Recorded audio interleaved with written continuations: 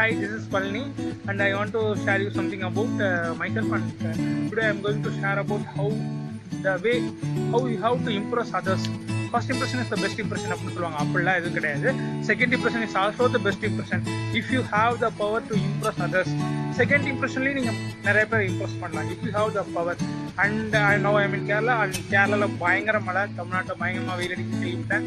And எனக்கு கொஞ்சம் வருத்தமாக தான் இருக்குது. ஏன்னா தமிழ்நாட்டில் தான் எங்கள் வீடு இருக்குது, எங்கள் வீட்டிலையும் விவசாயம் தான் பண்ணியிருக்காங்க. ஸோ வெயில் அடிக்கிறது எனக்கு கொஞ்சம் கஷ்டமாக இருக்குது. பட் கேரளாவில் உங்களே பயங்கர மழை பெஞ்சிருக்கு.